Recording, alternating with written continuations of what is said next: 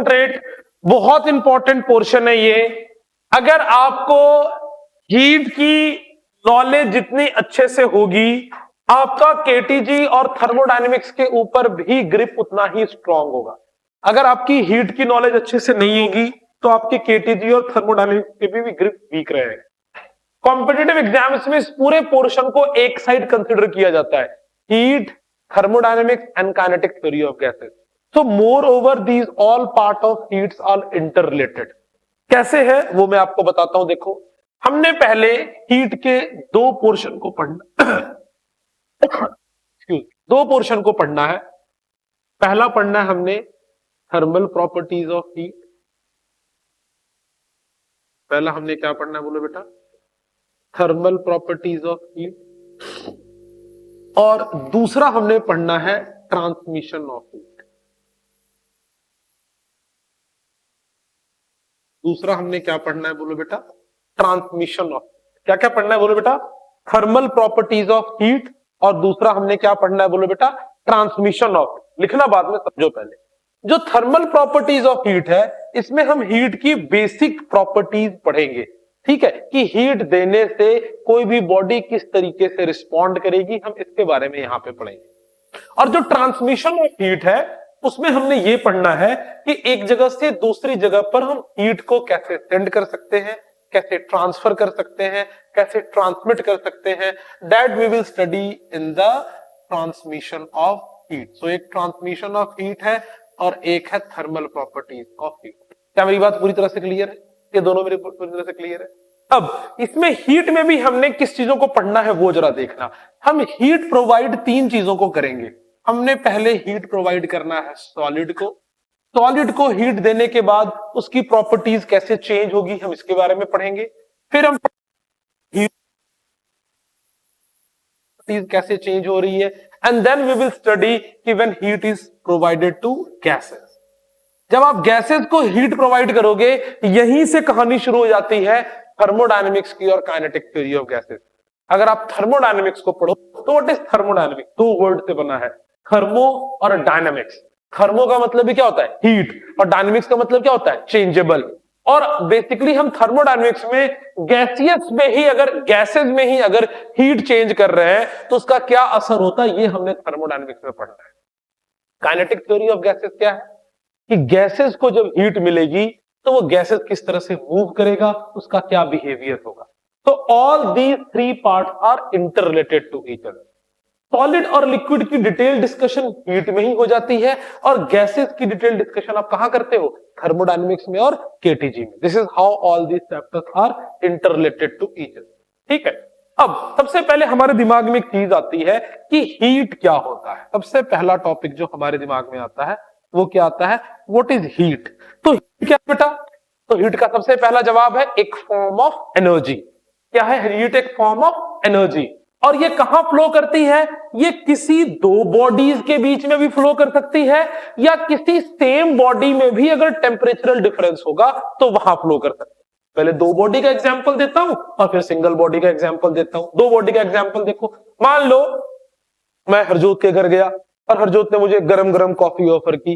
सर्दी का दिन था, थोड़ी देर के बाद कॉफी क्या हो जाएगी? ठंडी। Now heat is being transferred. Coffee गर्म थी, रूम ठंडा था, कॉफी क्या हो गई? ठंडी हो गई। तो हीट कहां से कहां ट्रांसफर हो रहा है? From hotter body to colder body. बिल्कुल सिंपल बात है, दिख रही है। मान लो हरजोत ने अपना फार्म हाउस मनाली में बनाया और मुझे इनवाइट किया वहां पर, और फिर से हरजोत ने मुझे कॉफी ऑफर की और मैं थोड़ी देर तक नहीं पिया उस कॉफी को, तो वो कॉफी वहां पर क्या होगी? अगर ये दिसंबर जनवरी का टाइम होगा तो जम जाएगी।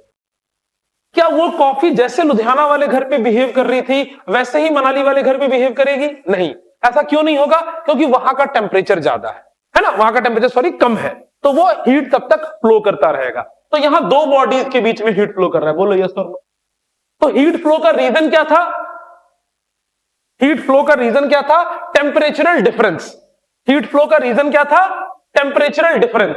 दूसरा एग्जांपल, मान लो तुमने खाने पर तुम्हें घी खाने का मन है, सर्दी का दिन है, घी शर्मा जी का मन किया कि घी खाया जाए साथ में दाल के। घी जम चुका था, चम्मच निकाली शर्मा जी ने, घुसेड़ा, घी निकाला और उसको गर्म करने के लिए रख दिया चूल्हे के ऊपर। बात समझ में आ रही है? अब अगर वो चम्मच को पकड़ के रखेगी चूल्हे के ऊपर अगर पकड़े रखेगी थोड़ी देर के बाद क्या हो जाएगा? हाँ, चम्मच भी क्या हो जाएगा? गर्म। तो पहले चम्मच कहां गर्म हुआ? उसके आगे वाले मुंह पर, और फिर धीरे धीरे हीट इधर फ्लो हो रहा है। क्यों हीट इधर फ्लो हो रहा है? बिकॉज इधर का पार्ट क्या था? ठंडा, इधर का पार्ट क्या था? गर्म। Heat flows from hotter body to colder body. तो हीट का फ्लो दो अलग अलग बॉडीज के बीच में भी हो सकता है, और हीट का फ्लो सेम बॉडी में भी हो सकता है। लेकिन हीट के फ्लो के लिए क्या चाहिए अपने को? टेम्परेचरल डिफरेंस। अगर टेम्परेचरल डिफरेंस होगा तो ही हीट फ्लो करेगा, अगर टेम्परेचरल डिफरेंस खत्म हो जाएगा तो हीट का फ्लो होना बंद हो जाएगा। तो लिखो सबसे पहले हीट की definition. Heat is a form of energy, heat is a form of energy that is transferred between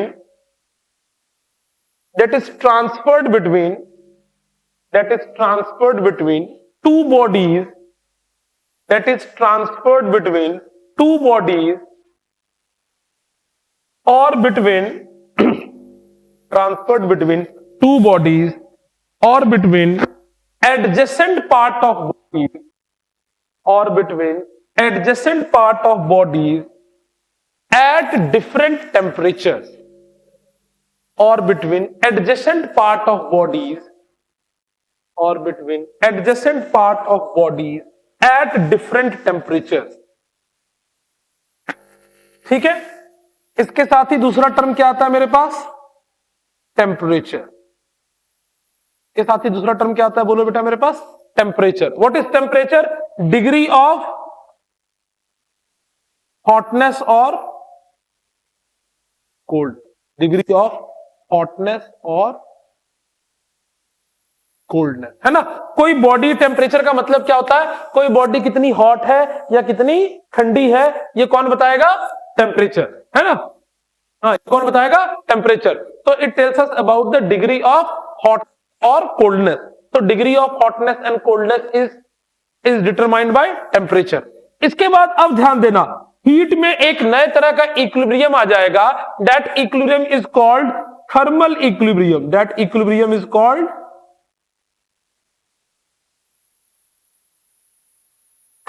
thermal equilibrium. उस इक्विलिब्रियम को हम क्या कहते हैं? बोलो बेटा, थर्मल इक्विलिब्रियम। अभी तक हम इक्विलिब्रियम का क्या मतलब समझते थे? बोलो बेटा, बॉडी पे नेट फोर्स जीरो है। अभी तक हम इक्विलिब्रियम का क्या मतलब समझते थे? बोलो बेटा, बॉडी पे नेट फोर्स जीरो है। अब जो टर्म आएगा वो मैकेनिकल इक्विलिब्रियम नहीं है। अब कैसा इक्विलिब्रियम है? Thermal equilibrium. थर्मल इक्विलिब्रियम का क्या मतलब होगा? अब बॉडी में कोई भी फ्लो ऑफ हीट नहीं होगा। ठीक है, दो बॉडीज के बीच में कोई भी फ्लो ऑफ हीट नहीं होगा। क्यों फ्लो ऑफ हीट नहीं होगा? क्योंकि वो दोनों बॉडी सेम टेम्परेचर पर आ जाएगा। फिर वही चाय वाला एग्जांपल, यहां पे चाय रखा है, चाय ठंडी हो गई। कितनी ठंडी हुई? जितना इस रूम का टेम्परेचर था, इस रूम के टेम्परेचर के बराबर चाय ठंडी हो गई। तो हम क्या कहेंगे? इस रूम का टेम्परेचर और चाय दोनों एक दूसरे के साथ किस चीज में आ चुका है? Thermal equilibrium. Not equilibrium, it is the thermal equilibrium, है ना। तो लिखो thermal equilibrium. At thermal equilibrium two objects, at thermal equilibrium two objects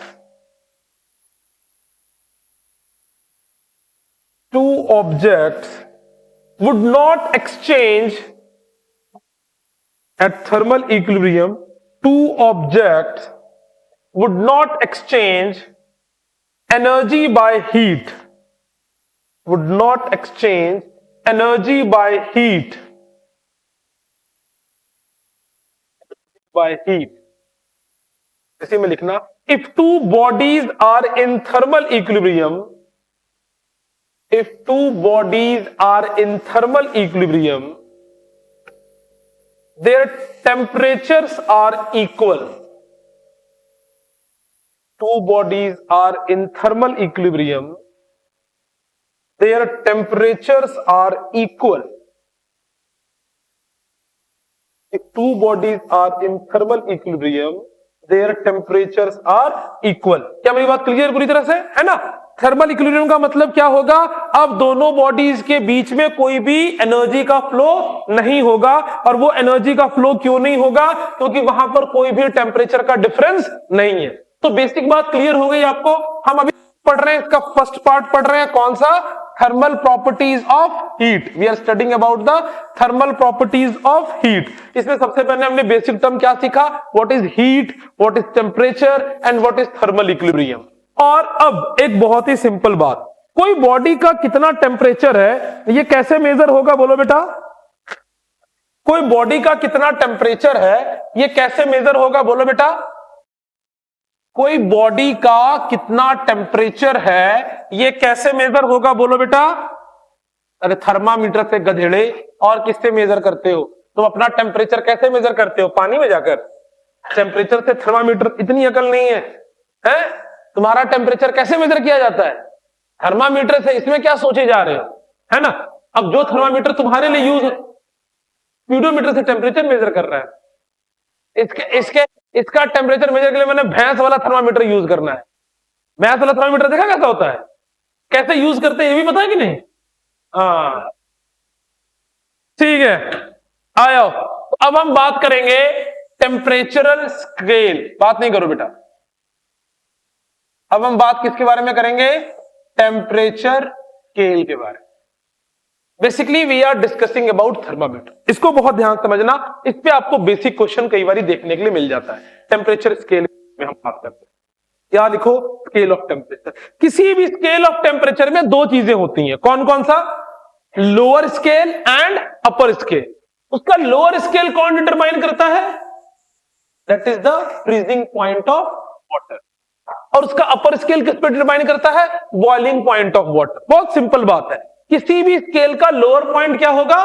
freezing point of water. अगर कॉमन शब्दों में बोले तो क्या कहते हैं? जब पानी बर्फ बन जाएगा तो उसका क्या होगा? Lower point.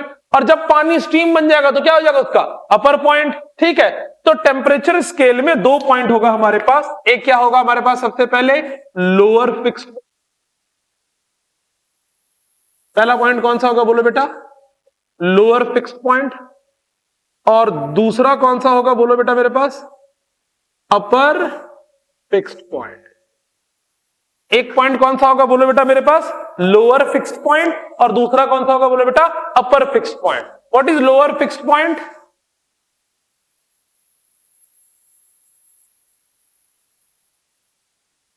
कहां दिमाग है तुम लोगों का भाई? कुछ पूछता हूं तो देख रहे होते वैसे। What is lower fixed point? Freezing point of, बोलो पूरी बात, आधी बात मुंह में क्यों रख रहे हो? Freezing point of water. और what is the upper fixed point? Boiling point of water. जब मैं कुछ पूछूं शांत हो जाते हो ना, बहुत सिंपल मतलब है, कंसंट्रेशन नहीं है यहां पर। Boiling point of water. तो क्या क्या है बोलो बेटा? Lower fixed point is the freezing point of water and upper fixed point is the boiling point of water. फटाफट नोट डाउन करो।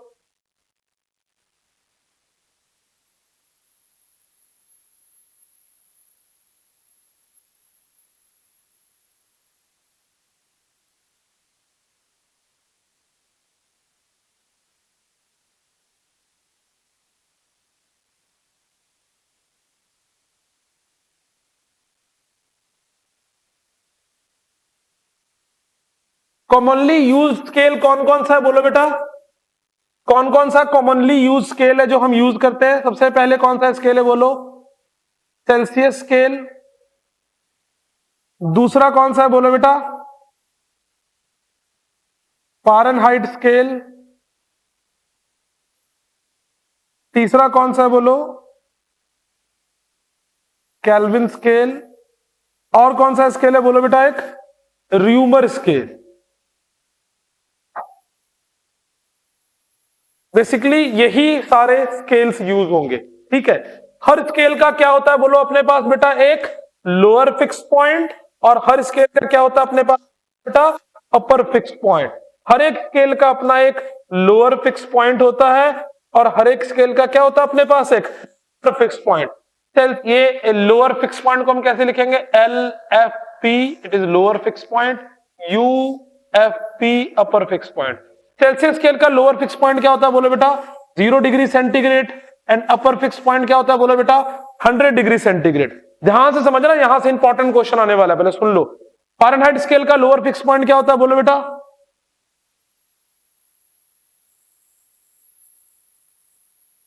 बिल्कुल पढ़ाने का मन नहीं करता, तुमसे अच्छा ना गधों को पढ़ाया जाए। फ़ारेनहाइट स्केल का लोअर फिक्स पॉइंट क्या होता है? 32। और केल्विन का? सही कह रहा है, तुम सही कह रहा है, 32। केल्विन का 273। र्यूमर का 0। फ़ारेनहाइट स्केल का क्या होता है बोलो? 32 फ़ारेनहाइट। और केल्विन स्केल का क्या होता है? 273 केल्विन। देखो बेसिक चीजें नहीं आती हैं तुम लोगों को, ध्यान से देखो, और फिर भी मेहनत नहीं कर रहे होते। लिखना बाद में, समझो पहले गधो। फ़ारेनहाइट स्केल कितना होगा बोलो? 32 फ़ारेनहाइट। केल्विन स्केल क्या होता है बोलो? 273 केल्विन। र्यूमर स्केल क्या होता है? 0R। फ़ारेनहाइट स्केल का अपर लिमिट क्या होता है? 212 फ़ारेनहाइट। याद रहे, आप इसको डिग्री फ़ारेनहाइट मत लिखना, समझ लो पहले।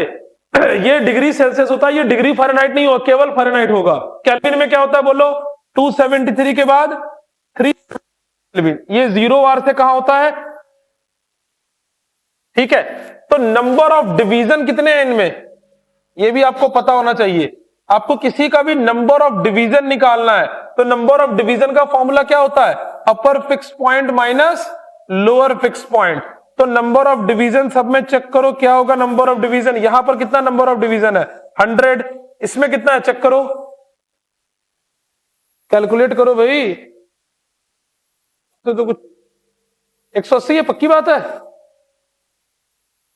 भरोसा नहीं कर सकते यार तुम लोगों पे ना। 180 है, यहां पे नंबर ऑफ डिवीजन कितना है? 180। नोट करो नंबर ऑफ डिवीजन। इसका कितना है बोलो? 100। और इसका कितना है? 80। ठीक है, तो पहले समझो ये बेसिक स्केल है जिनके बारे में हमें पता है। और हर एक स्केल का समझना, यहां से बहुत बात याद, हर एक स्केल का एक क्या डिफाइन होगा बोलो? Lower fix point. और एक क्या डिफाइन होगा?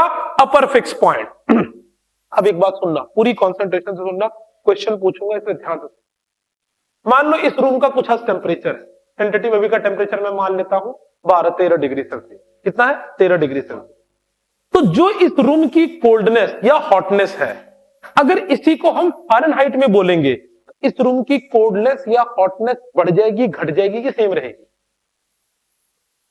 बढ़ जाएगी। मेरी हाइट 6 फीट है, इसको मैं मीटर में कन्वर्ट करूंगा तो मेरी हाइट बढ़ जाएगी। मैं नंबर की तो बात ही नहीं कर रहा, मैंने degree of hotness and coldness बोली है। इसमें इतना क्या सोचना भाई? आज क्या करके, क्या खा के आए हो? मूली खा के तो नहीं आए हो? दिमाग काम ही नहीं कर रहा तुम लोगों का। मैं कह रहा हूं, सिंपल बात पूछ रहा हूं, इस रूम का टेम्परेचर अगर 12 डिग्री सेंटीग्रेड है, इसको अगर मैंने केल्विन में चेंज कर दिया तो टेम्परेचर बढ़ गया, इस रूम की डिग्री हॉटनेस और कोल्डनेस बढ़ गई। इस रूम को अगर मैंने किसी र्यूमर स्केल में चेंज कर दिया तो इसकी डिग्री ऑफ हॉटनेस और कोल्डनेस बढ़ गई या घट गई? नहीं घटेगी यार। किसी भी चीज को आप एक यूनिट से दूसरे यूनिट में लिखो तो उसकी डिग्री ऑफ हॉटनेस या कोल्डनेस चेंज नहीं होती। एक को आप किसी एक यूनिट से दूसरे यूनिट में लिखो तो उसकी डिग्री ऑफ हॉटनेस या कोल्डनेस चेंज नहीं होती है। अब इसमें क्वेश्चन किस तरीके का आता है वो जरा समझो। पहली चीज ये पूछता है कि किसी एक स्केल को दूसरे स्केल में कन्वर्ट करेंगे तो वहां पे उसकी रीडिंग क्या होगी। नहीं, मेरी बात समझ में आई? जैसे अगर अभी इस रूम का टेम्परेचर कितना है? 12 डिग्री सेंटीग्रेड, तो ये फ़ारेनहाइट में कितना होगा, या ये केल्विन में कितना होगा, या ये र्यूमर स्केल में कितना होगा? तो इसके लिए एक सिंगल फॉर्मूला है, वो याद रखना। वो क्या फॉर्मूला है? रीडिंग एट एनी स्केल, किसी भी स्केल में जो रीडिंग है, minus lower fix point upon upper fix point minus lower fix point. ये हमेशा कांस्टेंट रहेगा, चाहे आप किसी भी स्केल में यूज करके देखो। दोबारा सुन लो, क्या है? किसी भी स्केल में क्या है उसकी रीडिंग, जिस स्केल में उसकी रीडिंग ली, minus lower fix point upon upper fix point minus lower fix point. दूसरे स्केल में मान लो उसकी रीडिंग तुम्हें नहीं पता है, तो उसकी रीडिंग कितनी मान लो? एक्स माइनस फिर क्या लिखोगे? लोअर फिक्स पॉइंट अपॉन उस स्केल का अपर fix point minus lower fix point, या नंबर ऑफ डिवीजन। ये दोनों हमेशा आपस में क्या होगा? इक्वल। तो आप अगर हर एक स्केल में इसको चेक करोगे तो हर एक स्केल में ये वैल्यू हमेशा कांस्टेंट रहेगी। वो क्या होगी बोलो? Reading in any scale. लिखना मत, समझो पहले। रीडिंग ऑफ एनी स्केल, ये कोई भी स्केल हो, इसके लिए क्या होगा बोलो बेटा? रीडिंग जो उस समय की रीडिंग है minus lower fix point upon upper fix point minus lower fix point, है ना। ये आप ऐसे कह सकते हो कि, या आपको सिंपली कह सकते हो कि reading on the scale, reading on the scale it always remains constant. जिस भी स्केल में लिखना है उस स्केल की reading minus lower fix point upon upper fix point minus lower fix point, it will always remain constant. For example, मान लो मैंने, कई बार आपको क्वेश्चन कैसा पूछता है कि एक नया स्केल बना दिया, मान लो मैंने एक नया स्केल बना दिया और आपको पूछूंगा कि उस स्केल में इसको कन्वर्ट करके दिखाओ। ठीक है, पहले मैं इन चारों स्केल के लिए एक रिलेशन ये वाली लिख देता हूं, जैसे आपको ये बात क्लियर हो जाएगी। जैसे अगर आप सेल्सियस स्केल में लिख रहे हो तो क्या लिखोगे, बोलो, रीडिंग इन x degree Celsius minus lower fix point क्या होगा, बोलो बेटा, 0 डिग्री सेंटीग्रेड अपॉन क्या लिखोगे, बोलो, 100 माइनस 0। अगर इसी की रीडिंग फारेनहाइट स्केल में y है, क्या लिखोगे, y Fahrenheit minus lower layer पर कितना पॉइंट है, बोलो, 32 डिग्री फारेनहाइट अपॉन माइनस 32, खड़े रहो दोनों, उससे क्या होता है, इज इक्वल टू, अगर केल्विन स्केल में लिखोगे तो क्या होगा, बोलो, मान लो वहां पर आपकी रीडिंग कुछ भी केल्विन है ना, यहां आपकी रीडिंग x है, तो रीडिंग इन सेल्सियस, या ऐसे इसको लिख लो, reading in Celsius scale, reading in Celsius scale, ये क्या होगा, बोलो, रीडिंग इन, बोलो बेटा, फारेनहाइट स्केल। फिर किस में लिखोगे, बोलो, reading in Kelvin scale, Kelvin scale minus कितना लिखो केल्विन स्केल में, बोलो बेटा, 273 upon 373 minus 273 is equal to reading in Reaumur scale,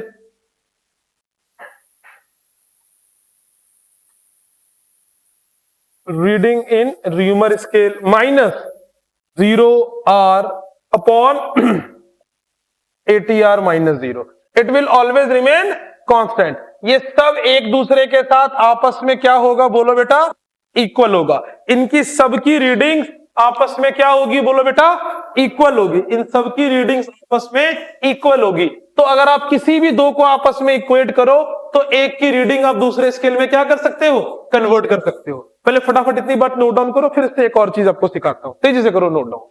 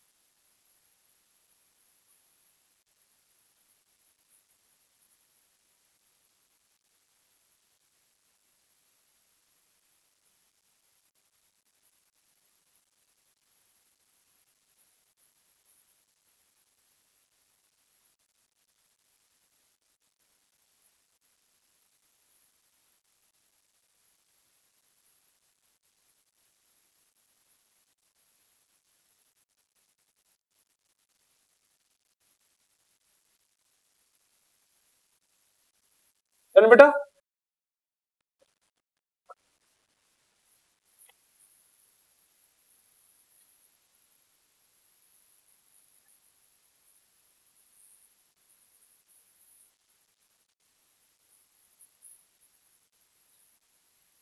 so reading of one scale can be converted to another scale from this formula। क्या कर सकते हो, बोलो बेटा, reading of one scale can be converted to Reaumur scale. So reading of one scale can be converted to another scale।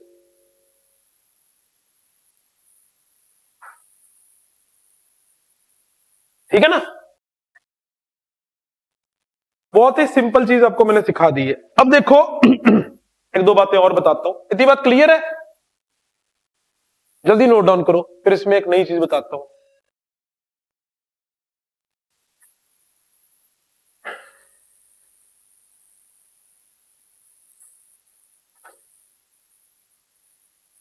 ऐसा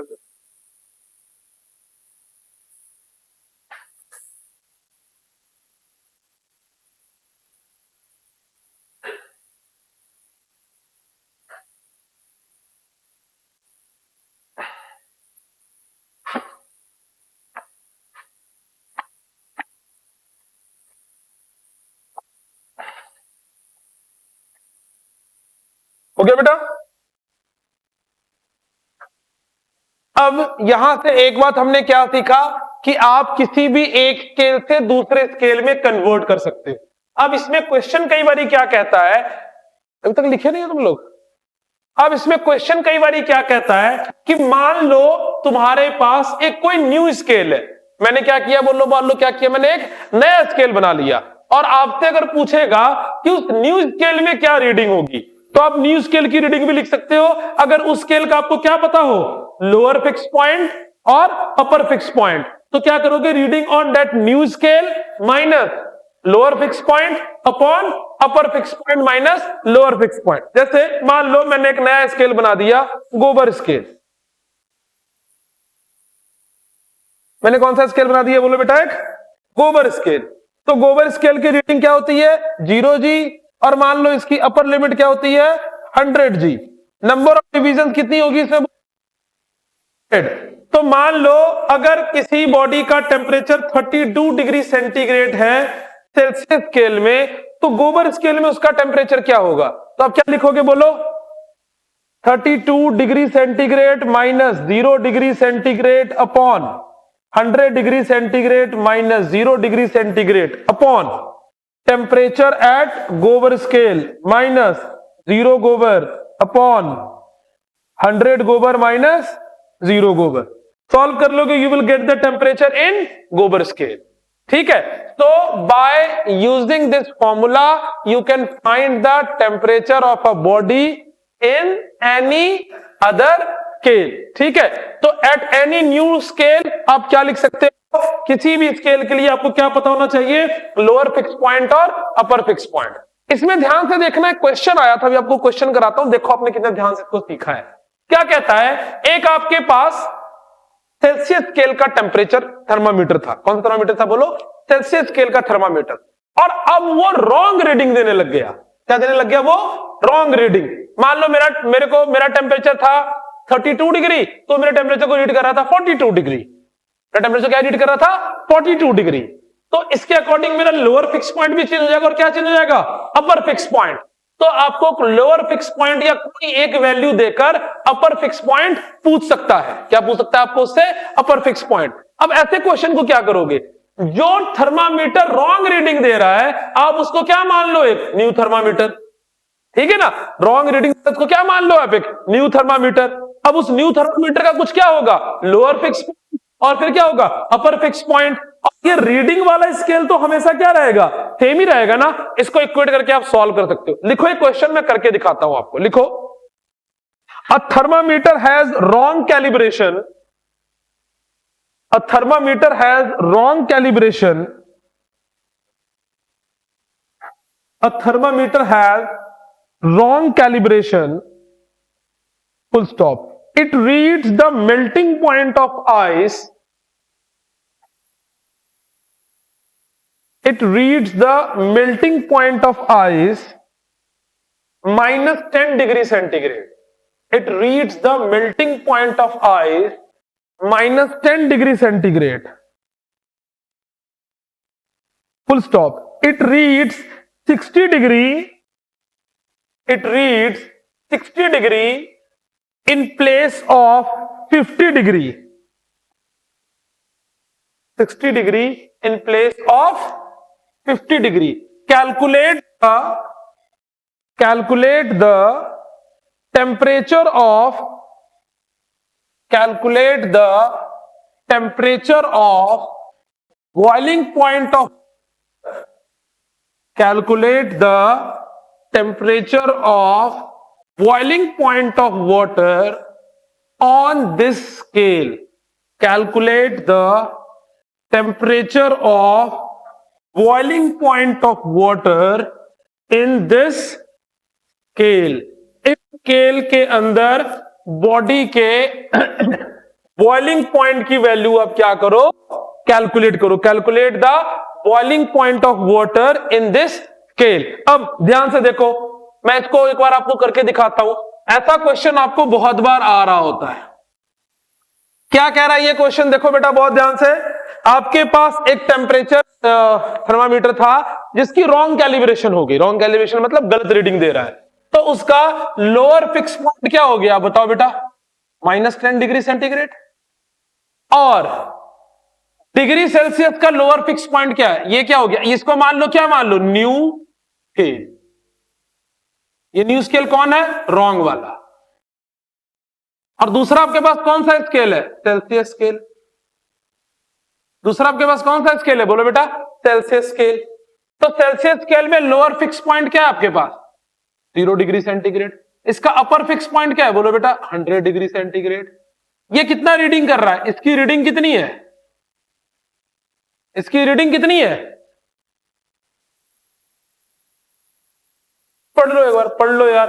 अगर ये पढ़ के भी नहीं बता सकते हो तो बेकार जिंदा हो, धरती पे बोझ हो। कितनी रीडिंग है इसकी, 60। ये 60 एक बार मैं पढ़ लू जरा। It reach 60 degree in place of 50 degree. अरे गधेड़े, सेल्सियस स्केल रीडिंग कर रहा है 50 डिग्री। धरती पे बोझ हो तुम लोग, बोझ। घर वालों का तुम लोग ना किसी काम के नहीं हो। हाँ, इतनी इंग्लिश समझ में नहीं आती है, क्यों ही जिंदा हो बताओ मेरे को।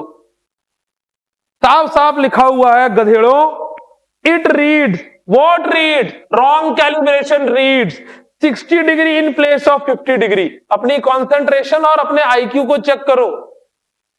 ये पढ़ के नहीं पता लगता, क्या क्वेश्चन सॉल्व करोगे। मैं जनरली ना डिमोटिंग बातें बच्चों को बोलता नहीं होता, लेकिन यार उसको नहीं कुछ बोलेगा जिसकी जो कुछ भी एफर्ट डालेगा। बिल्कुल ऐसे ही बैठे होते हो गधों की तरह। स्टेटमेंट में साफ लिखा हुआ है, इट रीड्स। फिर से पढ़ो, इट रीड्स, शर्म करो, 60 degree in place of 50 degree. तो 50 डिग्री कौन से स्केल में, सेल्सियस स्केल में। ये न्यू स्केल जो रॉन्ग स्केल है, इसकी रीडिंग क्या है, 60 डिग्री। जो इस टेस्ट के नंबर कम आए ना, पहले तो पीटूंगा, कंफर्म, पक्का वादा है मेरा। पहले तो पीटूंगा, फिर उसके बाद बात करूंगा अगले एग्जाम के लिए। जो भी कल परसों देकर 2 फ्लूइड्स के टेस्ट, जो उन दोनों टेस्ट में नंबर नहीं है ना, डंडा ना मार मार के ना, पहले पक्की बात है पीटूंगा इस बार। क्योंकि ना तुम लोग बिल्कुल पढ़ रहे हो नहीं, फिर मेरे को क्या बोलोगे, तुम्हें पेपर में पास होना है, फिर तुम्हें +2 में अच्छे नंबर लेकर आने हैं। उसके लिए मेहनत कौन करेगा, पिताश्री तुम्हारे, वो तो कर ही रहे हैं बेचारे। तुम शर्म करो ना, तुमसे नहीं हो रही मेहनत। आते उधर बेंच गर्म करके चले जाते हो वापस। टेस्ट का नंबर आने दो बस उस दिन ना, उस दिन चपेटे पड़ेंगी। तो क्या होगा देखो, reading in one scale is equal to reading in another scale. पढ़ रखा है हमने ना, reading in one scale is equal to reading in another scale. तो इसकी रीडिंग कितनी आ रही है, देखो बहुत ही सिंपल सी बात है। इसकी रीडिंग कितनी आ रही है, 60 डिग्री। ये न्यू स्केल में है ना, तो ये 60 डिग्री सेंटीग्रेड, मान लो अभी सेंटीग्रेड में लिख लेते हैं इसको। और इसका lower fix point -10 degree centigrade. और क्या होगा इसकी वो कैलिब्रेशन, नंबर ऑफ डिवीजन, तो वो क्या हो जाएगा, बोलो, x degree minus of 10 degree centigrade. बोलो यस और नो। और उसकी रीडिंग कितनी है, बोलो, 50 degree centigrade minus lower fix point 0 degree centigrade upon upper fix point 100 degree centigrade minus 0 degree centigrade. बोलो यस और नो। ये 60 और ये माइनस माइनस प्लस कितना बन गया, 70 डिग्री सेंटीग्रेड। और वो कितना बन गया, बोलो, 50 डिग्री सेंटीग्रेड। नीचे ये कितना आ गया, बोलो, x + 10। और ये कितना आ गया, बोलो, तो यस और नो। सॉल्व नहीं कर सकते x की वैल्यू,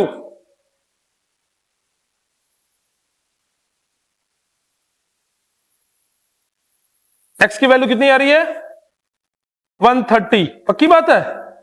तो ये x क्या होता है, बोलो, x is the upper fix point. And upper fix point क्या होता है, बॉइलिंग पॉइंट ऑफ वाटर, तो boiling point of water in this scale is 130। तो boiling point of water in this scale is equal to 130। मैं इसलिए नहीं लिख रहा डिग्री सेल्सियस क्योंकि ये स्केल कुछ नया स्केल है। बात जागी कैसे सॉल्व किया है ना, इन्हें हमारे पास आंसर आ गया।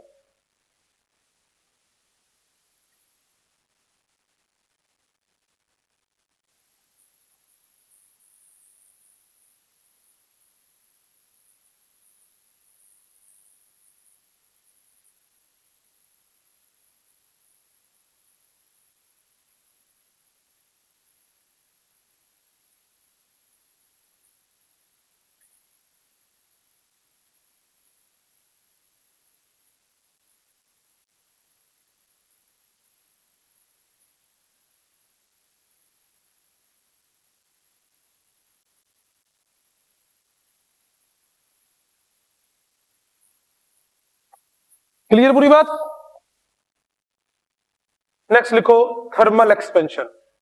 अब एक चीज समझो, रब कर दूं, नोट डाउन करो फटाफट। बताइए शर्मा जी क्या समझ में नहीं, बताइए। कोई बात नहीं, पूछने में नहीं एक दूसरे मानना है। अच्छा बोलो। क्योंकि उसने बोला है कि वो 0 डिग्री को -10 डिग्री रीड कर रहा है। देखो मेल्टिंग पॉइंट को -10 डिग्री रीड कर रहा है, तो मेल्टिंग पॉइंट ऑफ वाटर को तो लोअर फिक्स पॉइंट कहते हैं। वही हो गया ना, मतलब 0 डिग्री सेंटीग्रेड है जब वो आइस में कन्वर्ट होता है। फ्रीजिंग पॉइंट ऑफ वाटर कितना होता है, वही वैल्यू होगी ना। वाटर मेल्ट करेगा इसका मतलब क्या होगा, अब वाटर थोड़ी पिघलेगा। लेट क्यों हो गए थे तुम लोग वही दोनों?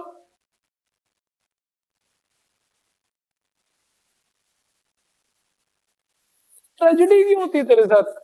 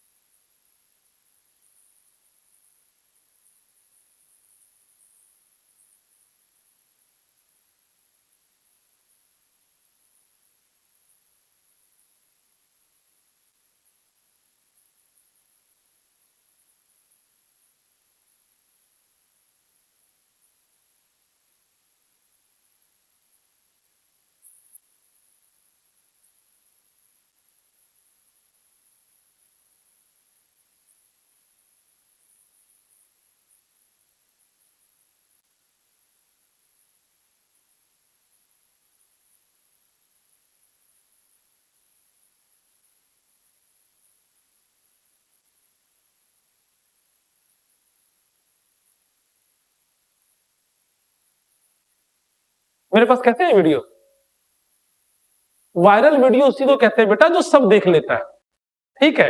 जैसे तेरी कोई अपनी वीडियो होगी, वो वायरल जब तक नहीं हुई है तब तक अकेला तुम देख रहा होगा। जिस दिन वो वीडियो वायरल हो जाएगी उस दिन वो सबके पास होगी, इसीलिए उसको वायरल कहते हैं बेटा। रब कर दो।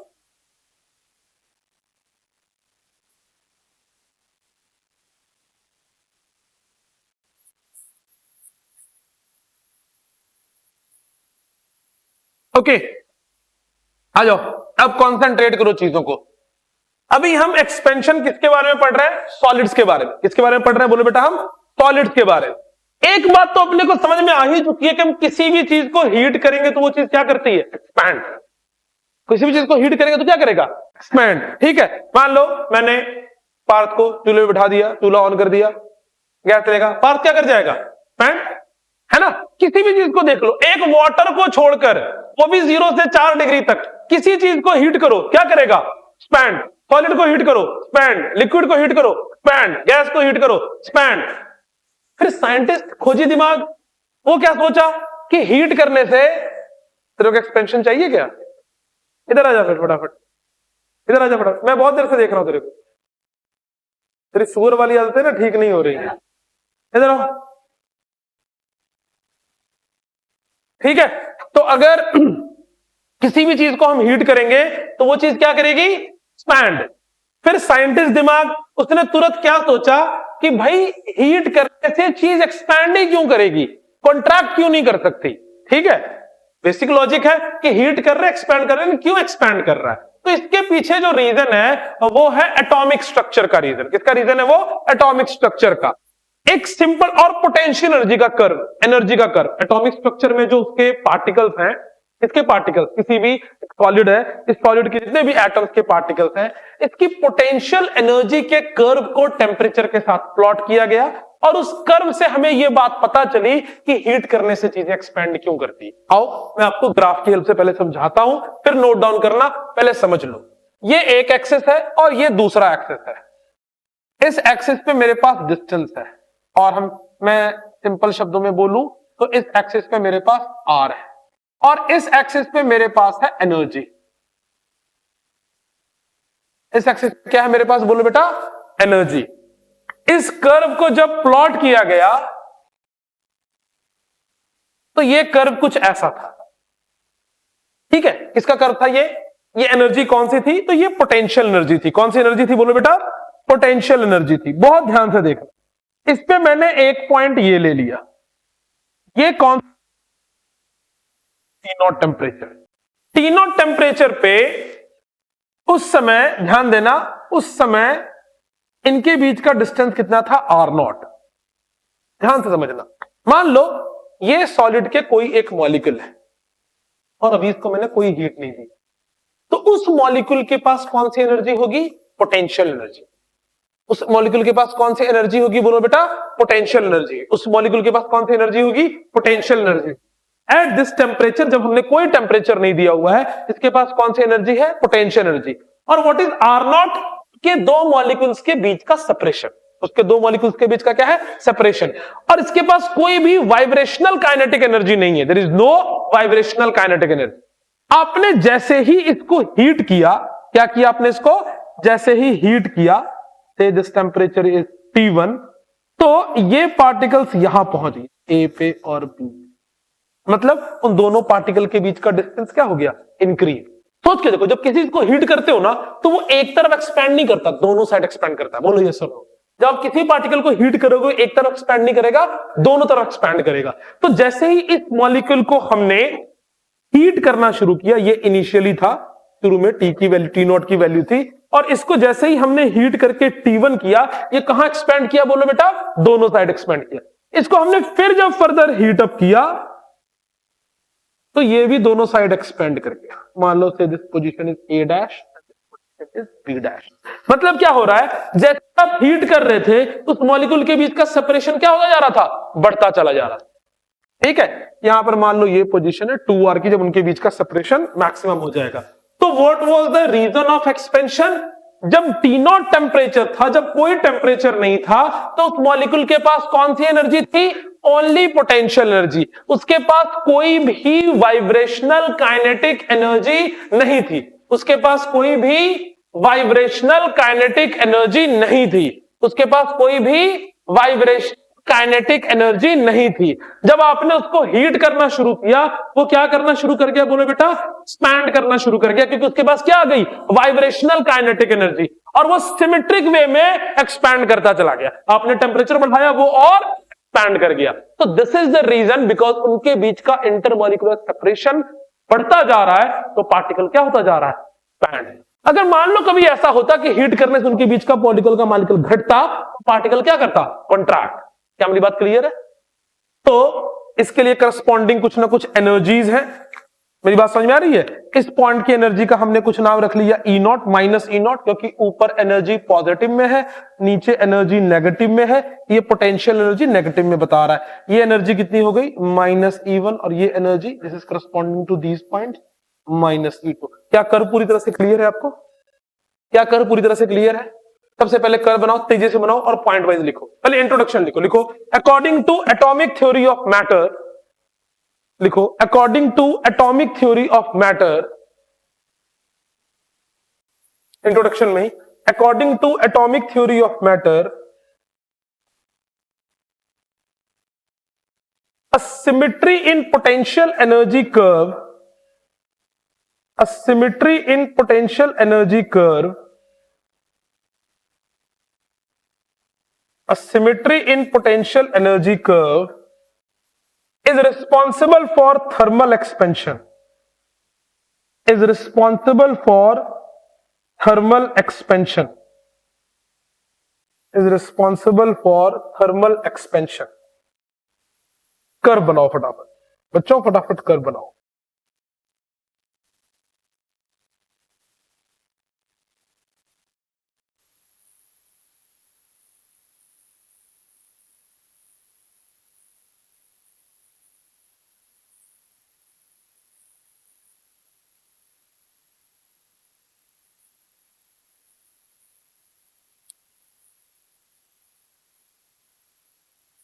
नहीं बेटा, इसके बाद तो फिर स्टेट भी चेंज होना शुरू हो जाएगा ना, आगे हम बात करें इसके बारे में। हम मेटल की बात कर रहे हैं छोटू।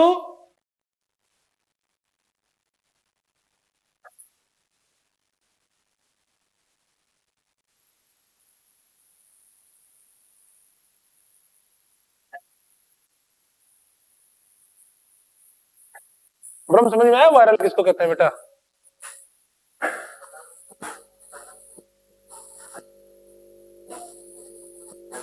तुमको जो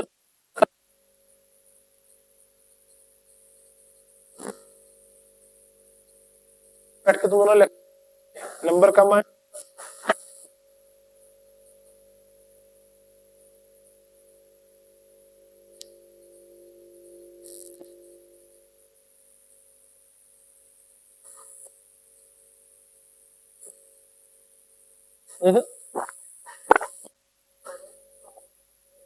इसमें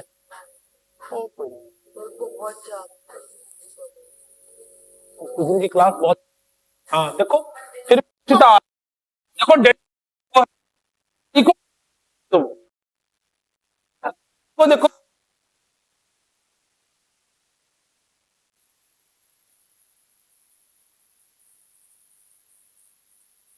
बातें नहीं करो बेटा। ओके बेटा, लिखो पहला point, write down the first point. At T is equal to T naught and which is 0 Kelvin, मतलब अभी कोई टेम्परेचर नहीं है, उसके पास कोई वाइब्रेशन नहीं है। At T is equal to T naught, that is 0 Kelvin, the atoms have only, at T is equal to T naught, that is 0 Kelvin, the atoms have only potential energy. The atoms have only potential energy. T is equal to T naught. The atoms have only potential energy. तो समय atoms के पास कौन सी energy है बोलो बेटा? Only potential energy. In this case,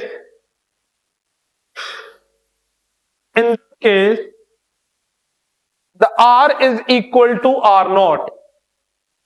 In this case, the R is equal to R naught. And the atoms are at R is equal to R naught. That is, the atoms are at fixed lattice point. The atoms are at fixed lattice point. They are not allowed to vibrate. They are not allowed to vibrate.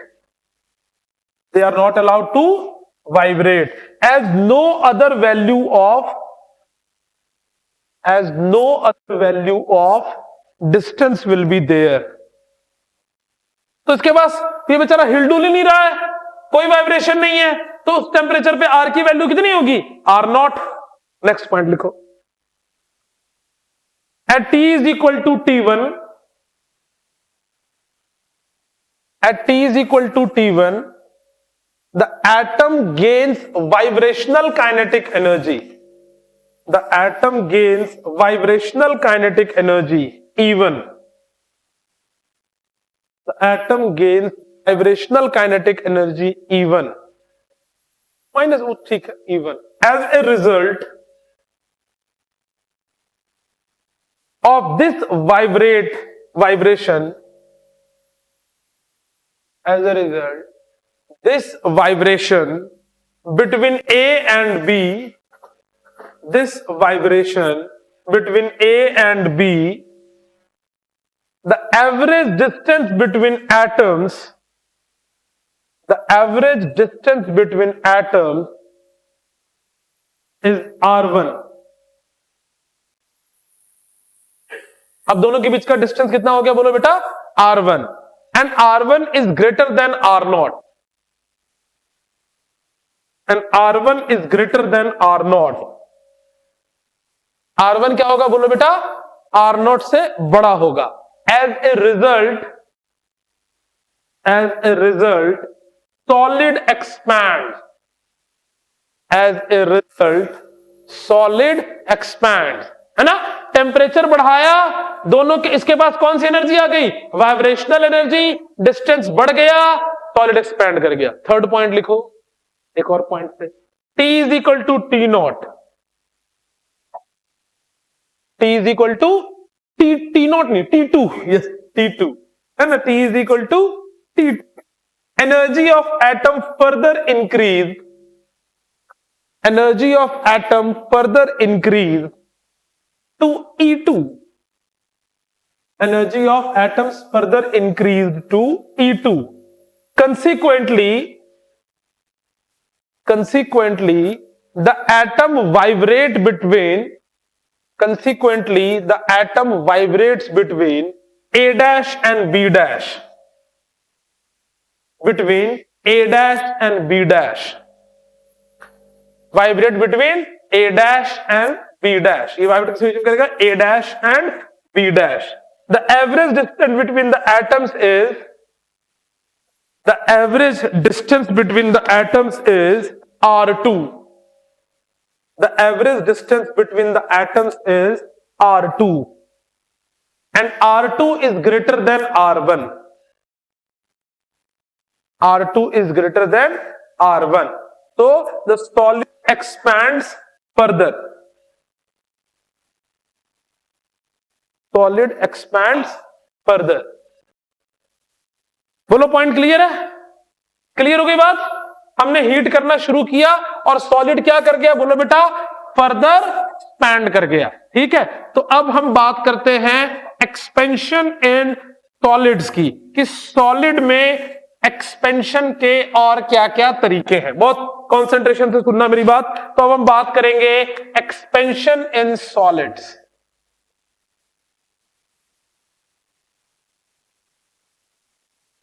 Expansion in solids.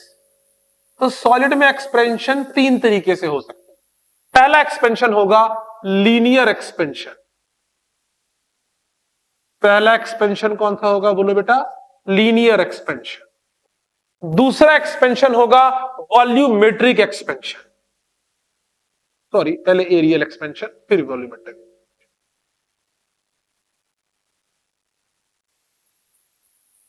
फिर क्या हो गया बोलो बेटा? Linear expansion, areal expansion, and the third is my volumetric expansion. तो तीन तरह का एक्सपेंशन हो गया. कौन कौन सा एक्सपेंशन हो गया बोलो बेटा? Linear expansion. जैसे आपने तो ये पढ़ ही रखा है यार. जैसे आपको याद होगा कि दो रेलवे ट्रैक्स के बीच में थोड़ा सा डिस्टेंस होता है. पढ़ा है ना आपने यार? क्यों? ताकि सॉलिड क्या करता है? हीट किसे एक्सपैंड करता होता है. गर्मी के दिनों में दो इलेक्ट्रिक पोल्स की वायर ज्यादा नीचे की तरफ आ जाती है एक्सपेंशन की वजह से. तो अगर मैं किसी सॉलिड को इस तरीके से एक्सपैंड करूं, किसी सॉलिड को कैसे एक्सपैंड करूं? इस तरीके से एक्सपैंड करूं कि केवल उसकी लेंथ इंक्रीज करे. क्या इंक्रीज करे? लेंथ इंक्रीज करे. तो उसको हम क्या कहेंगे? Linear expansion. तो ध्यान से सीखना, लीनियर एक्सपेंशन की बात हम डिस्कस करते हैं. सबसे पहले मेरे पास आता है लीनियर एक्सपेंशन. देखना, यहां से बहुत एक इंपॉर्टेंट डिस्कशन करेंगे. मान लो मेरे पास कोई भी मेटेलिक रॉड है और इस मेटेलिक रॉड की जो ओरिजिनल लेंथ है, से this is L0 at any temperature T0. इस मेटेलिक रॉड की लेंथ कितनी है बोलो बेटा? L0. ठीक है, आपने इसको हीट किया. हीट करने के बाद इसकी लेंथ इंक्रीज हो गई. हीट जैसे किया, इसकी लेंथ क्या कर गई बोलो बेटा? इंक्रीज कर गई. और जो इसकी न्यू लेंथ है मान लो वो कितनी है? L है. आपने टेम्परेचर को T से बढ़ा दिया. पहले इसका टेम्परेचर कितना था बोलो बेटा टी नॉट, आपने इसको हीट किया, इसकी न्यू लेंथ कितनी हो गई एल, टेम्परेचर कितना हो गया टी, आपने इसको फिर फर्दर हीट किया। अच्छा देखो यहाँ पे चेंज इन लेंथ कितना आया बोलो बेटा, तो ये वाली वैल्यू होगी चेंज इन लेंथ, बोलो बेटा डेल्टा एल की वैल्यू ये होगी, बोलो यस और नो। ये डायरेक्ट आपके पास क्या हो गया चेंज इन लेंथ हो गया। अब आपने इसको फिर फर्दर इंक्रीज किया तो आपने क्या देखा,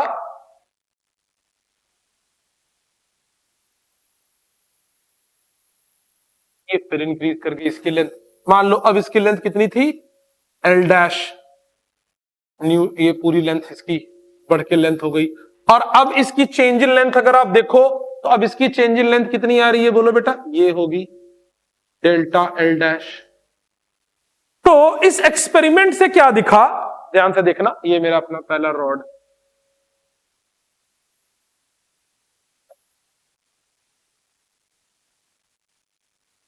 आपको इससे क्या दिखा कि अगर किसी रॉड को एक्सपैंड कर रहे हैं तो वो रॉड क्या कर रहा है, और इसका टेम्परेचर मान लो अब यहां हो गया है टी डैश।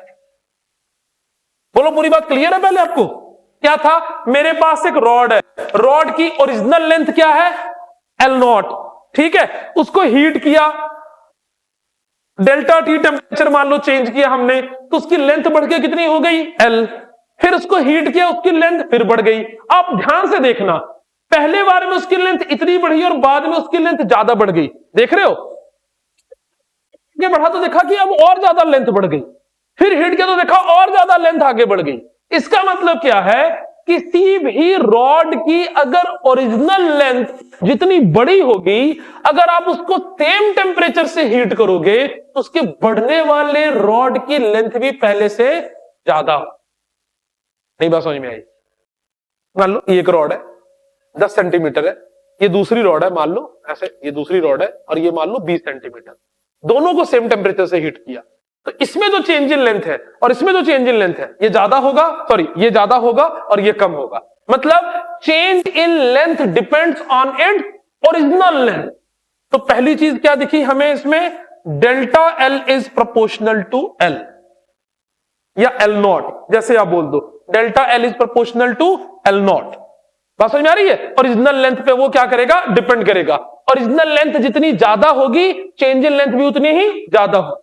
दूसरी चीज लिखना बाद में, दूसरी चीज क्या देखी experimentally, delta L is proportional to delta T. Delta L किसके प्रोपोर्शनल होगा डेल्टा टी, जितना ज्यादा हीट करोगे उतना ज्यादा क्या करेगा एक्सपैंड करेगा। इन दोनों को मिला दो क्या बनता है, delta L is proportional to L not delta T, बोलो यस नो। अगर प्रोपोर्शनलिटी हटाओगे तो क्या आएगा एक कांस्टेंट, तो delta L is equal to alpha L not delta T, delta L is equal to alpha L not delta T. यहां से एक नया टर्म क्या आया बोलो बेटा आपके पास alpha, this alpha is called coefficient of, called my coefficient of linear expansion. Alpha को हम क्या कहते हैं बोलो बेटा coefficient of linear, this alpha is called my coefficient of linear expansion. फिर मन में एक सवाल आता है ये क्या होता है, तो मान लो सेम लेंथ की मेरे पास दो रॉड है, ये रेड वाली गोल्ड की है और ये ब्लू वाली सिल्वर की है, दोनों को हीट किया सेम टेम्परेचर से हीट किया, फिर भी दोनों लेंथ में थोड़ा चेंज है, वो कौन बताता है, दोनों के मटेरियल के वजह से, वो चेंज किया दोनों के मटेरियल की वजह से। तो किसी भी रॉड के या किसी भी सॉलिड के हीट करने से उसके चेंज इन लेंथ या हीट का बिहेवियर अलग अलग होगा, it is being determined by coefficient of linear expansion. क्या मेरी बात समझ में आ रही है, जिसका अल्फा जितना ज्यादा होगा वो हीट करने से एक्सपेंड भी उतना ही ज्यादा होगा। क्या मेरी बात समझ में आ रही है, it depends on the metals materials, for different materials alpha will be different। क्या मेरी बात समझ में आ रही है, तो this alpha is called coefficient of linear expansion. अच्छा थोड़ी और बातें देखो, अगर मैं न्यू लेंथ निकालना चाहूं, थोड़ी थोड़ी बातें देखो, ये मेरे पास पहला एक्सप्रेशन आ गया है, यही और करना चाह रहा हूं, बहुत केयरफुली ऑब्जर्व करोगे बेटा, you will get the relation. अगर आप डेल्टा एल की वैल्यू लिखना चाहो बेटा तो आप क्या लिख सकते हो, एल माइनस एल नॉट, कोई दिक्कत वाली बात, डेल्टा एल की वैल्यू क्या लिख सकते हो बोले बेटा एल माइनस एल नॉट, तो मैं यहां क्या लिख सकता हूं, डेल्टा एल की जगह पर बोलो L minus L naught is equal to alpha L not delta T, बोलो यस और नो। अरे यार मैंने केवल डेल्टा एल की वैल्यू लिखी, बाकी सबको तो ऐसे लिखा है। तो न्यू लेंथ कितनी आ जाएगी, एल की वैल्यू चेक करो बोलो, L not plus alpha L not delta T, बोलो यस और नो। तो एल की वैल्यू क्या आ गई मेरे पास, बोलो बेटा L not common 1 plus alpha delta T करो। ये क्या मिल गई मेरे पास, new length of the rod, this is the new length of the rod.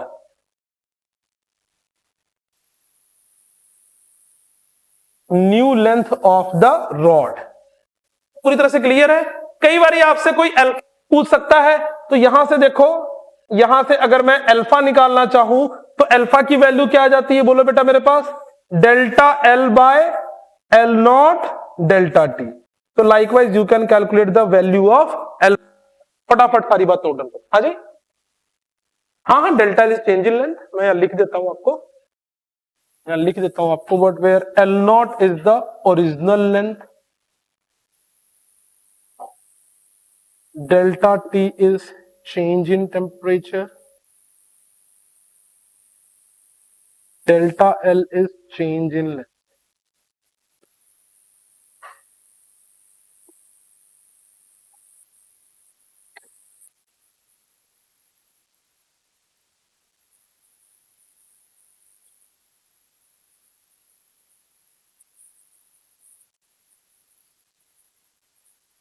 Clear पूरी बात, नोट करके फर्स्ट पॉइंट लिखो।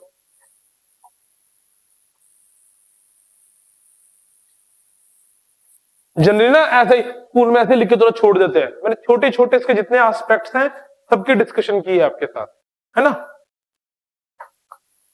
लिखो एक्सपेरिमेंटली, चलो नोट डाउन करो, नोट डाउन।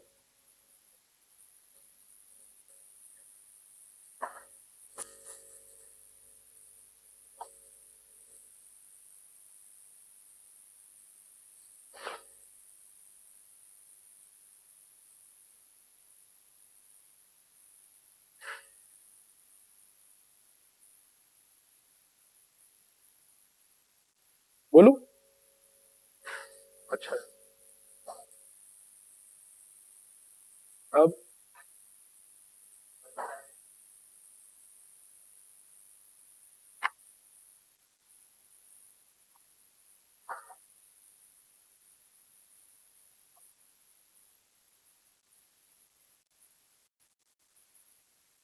लिखो एक्सपेरिमेंटली, लिख लो पहले, लिख लो फिर आराम से नोट डाउन करना।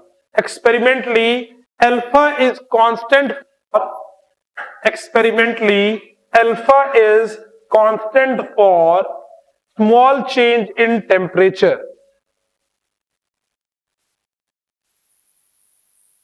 अल्फा का यूनिट क्या हो जाएगा, experimentally alpha is constant for small change in temperature. Alpha का यूनिट क्या होगा आपके पास, डिग्री सेल्सियस और केल्विन इनवर्स, और इसका जो डायमेंशन होगा टाइम। नोट डाउन करो। अगर यहां पर जो आपसे कोई पूछे व्हाट इज एल, तो what is L, L is the new length of the rod at temperature T, है ना। नोट डाउन करो फटाफट।